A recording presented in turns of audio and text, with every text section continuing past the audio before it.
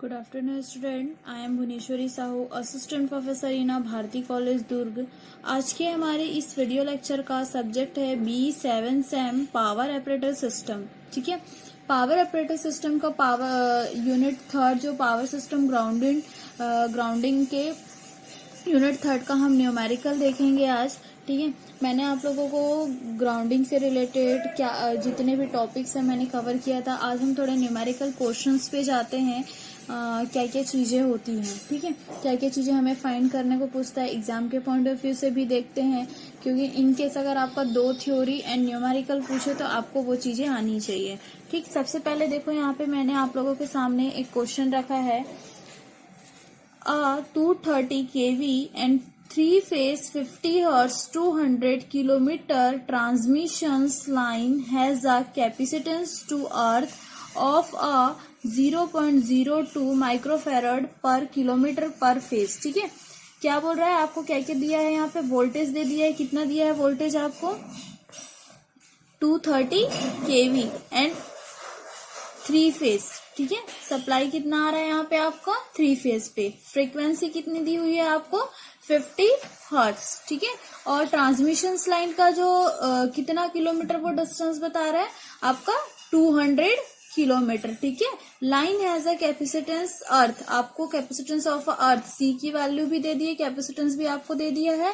Calculate क्या करना है, the inductance and a KVA rating of Peterson coil used for earthing the above system. Okay, हमको calculate क्या करना है, इंडक्टेंस। सबसे पहले क्या है, गिवन डेटा में हम देखते हैं,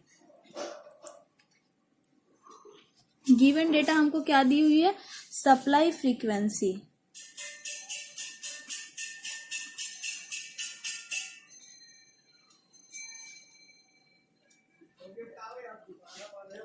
F इक्वल टू कितना दिया है 50 hertz.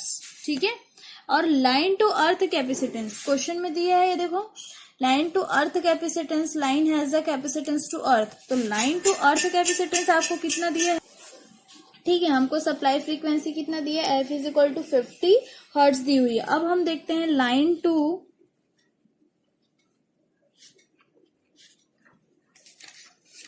Earth capacitance, C equal to कितना दिया हुआ है क्वेश्चन में 0.02 माइक्रो फैरेड दिया है, तो माइक्रो फैरेड को हम लोग चेंज करेंगे 0.0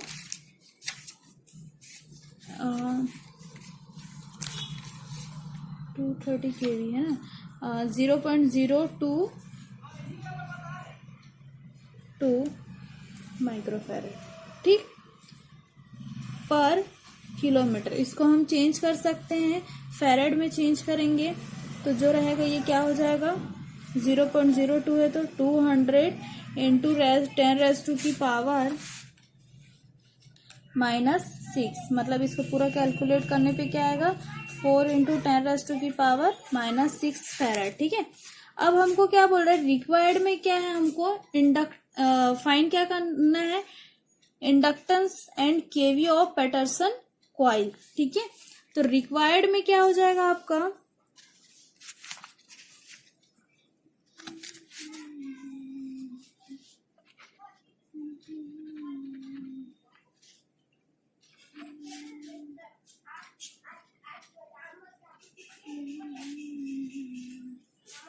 इंडक्टेंस ऑफ पैटरसन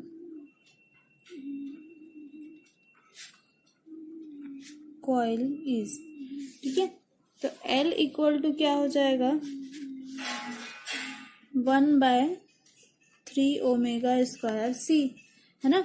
अब हमारे पास क्या क्या वैल्यू यहाँ पे दी हुई है ये हम देखते हैं, 1/3 इंटू ओमेगा को हम लोग किस में खोल सकते हैं 2πf में। ठीक है, फ्रीक्वेंसी हमको दी हुई है 50 हर्ट्ज, ओमेगा को हम लोग जब खोल रहे 2πf के फॉर्म में इंटू C, तो वैल्यू पुट करते हैं 3 इंटू 2π इंटू 50 और C की वैल्यू 2πf स्क्वायर है ना, ओमेगा स्क्वायर था क्योंकि,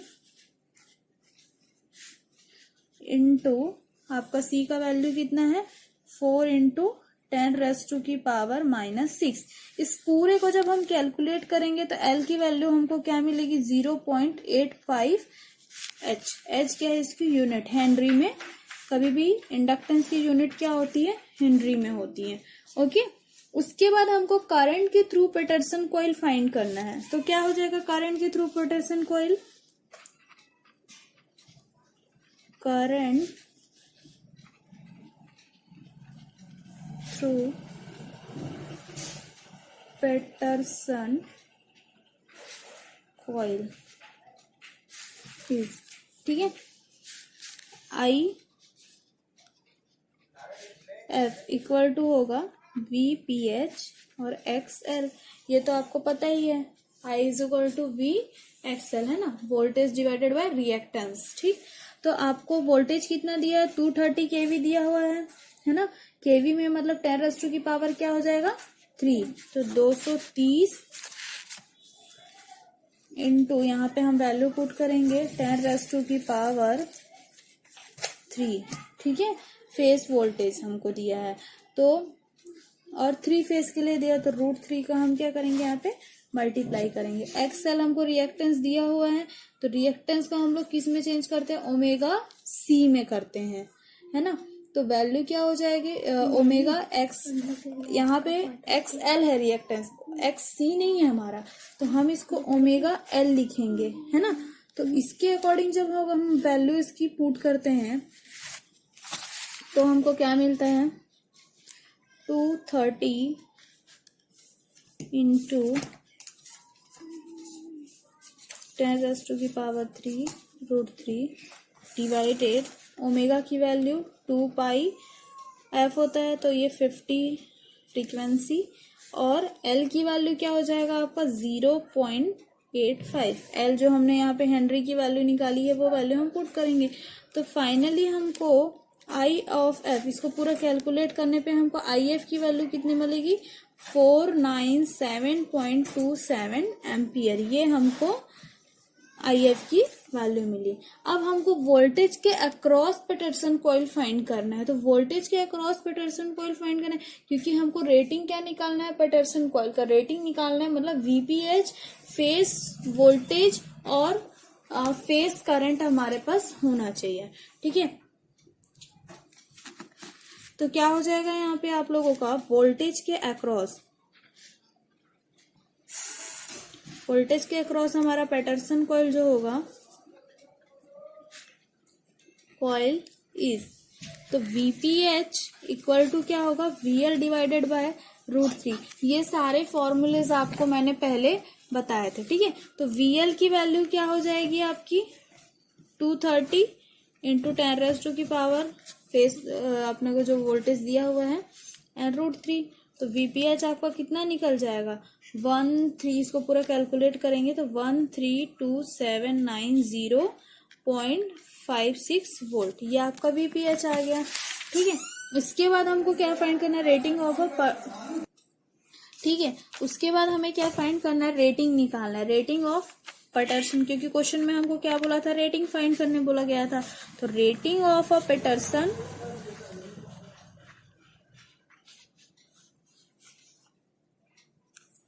कॉइल, ठीक, क्या होता है वीपीएच इंटू आई एफ होता है।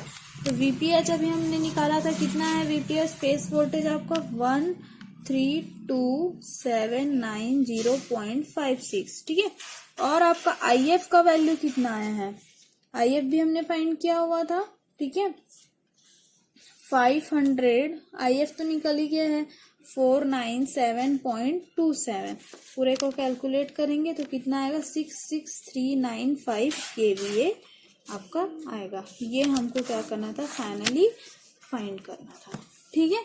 तो समझ में आया क्या क्या चीजें हमको क्या क्या वैल्यू दी थी, हमको इंडक्टेंस ऑफ पैटर्सन कॉइल हमें फाइंड करना था तो हमने क्या फाइंड किया, और वोल्टेज के अक्रॉस हमको पैटर्सन कॉइल फाइंड करना था तो हमने क्या फाइंड किया, ठीक है।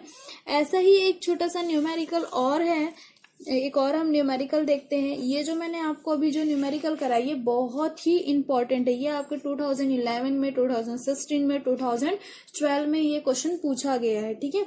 तो आपको जनरली आपको यही सब फाइंड करने के लिए बोला जाएगा, है ना। एक छोटा सा और मैं न्यूमेरिकल आपको बताती हूँ, उसमें और आपको अच्छे से क्लियर हो जाएगा।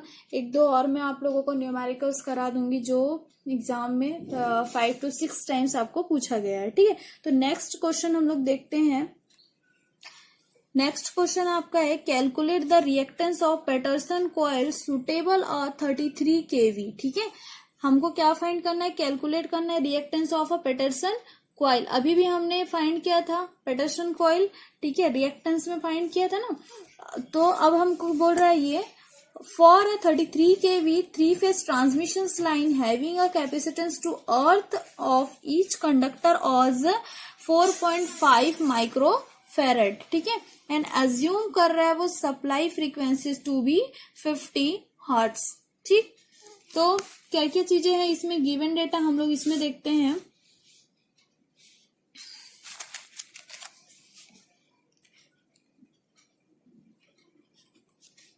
सप्लाई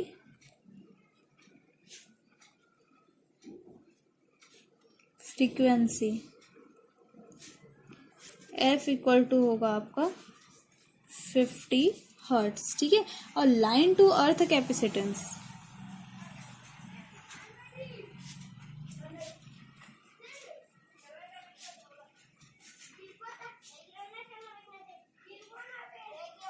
C इक्वल टू क्या हो जाएगा, C की वैल्यू आपको दी हुई है 4.5 माइक्रोफेरेड है, तो फेरेड में हम उसको चेंज करेंगे तो क्या हो जाएगा 4.5 इंटू 10⁻⁻⁻6 फेरेड, ठीक है। फॉर पैटरसन कॉइल जो रहेगा हमारा क्या हो जाएगा यहाँ पे, पैटरसन कॉइल ग्राउंडिंग रिएक्टेंस क्या हो जाएगा XL, ठीक है। And Peterson coil should be हमेशा इक्वल होता है किसके,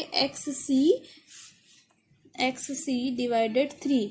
वेयर इज XC क्या है हमारा यहाँ पे,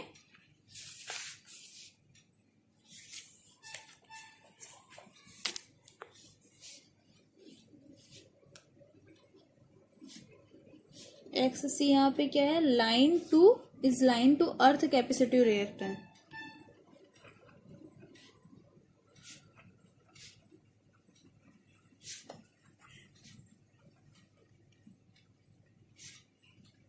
रिएक्टेंस, ठीक है। तो रिएक्टेंस हमको क्या निकालना है, रिएक्टेंस ऑफ पैटरसन कॉइल, है ना। क्या होता है XL डिवाइडेड बाय क्या होता है XC डिवाइडेड बाय 3, ये होता है। तो XC को हम लोग क्या चेंज कर सकते हैं, ओमेगा C में चेंज करेंगे तो 3 ओमेगा C हो जाएगा, पलट जाएगा ये। तो XL इज इक्वल टू सारी वैल्यू हम यहाँ पे पुट करेंगे, 3 इंटू ओमेगा को हम लोग क्या लिखते हैं 2πf इंटू C। अब हम वैल्यू पुट करेंगे 3 इंटू 2π इंटू f की वैल्यू कितनी है, फ्रीक्वेंसी 50 हर्ट्ज, और C आपको 4.5 इंटू 10⁻⁶। इस पूरे को जब हम सॉल्व आउट करेंगे तो हमको XL की वैल्यू क्या मिल जाएगी 235.8 ओम, ठीक है। क्योंकि ये क्या है, रिएक्टेंस है। तो जब हमको रिएक्टेंस अगर फाइंड करने को बोला जाए तो हमें ये फॉर्मूला अप्लाई करके क्या करना है, रिएक्टेंस फाइंड करना है, ठीक है। आई बात समझ में। तो इस टाइप के आपको छोटे छोटे न्यूमेरिकल्स पूछे जाते हैं, है ना। अगर आपको ये समझ में आ गया तो इससे रिलेटेड अगर थोड़ा सा क्वेश्चन और घुमा के दिया जाए तो वो आपको समझ में आ जाएगा। तो ये जो मैंने 2 न्यूमेरिकल आज आप लोगों को करवाया, एक में आपको क्या कैलकुलेट करने बोला अभी, रिएक्टेंस ऑफ पैटरसन कॉइल, और सेकंड जो आपका न्यूमेरिकल था उसमें आपको क्या बोला था, उसने इंडक्टेंस फाइंड करने बोला था, ठीक है। Not a reactance, inductance, okay. And KVA rating of a Peterson coil हमको यूज करके फाइंड करना था earthing of a above system के लिए, है ना।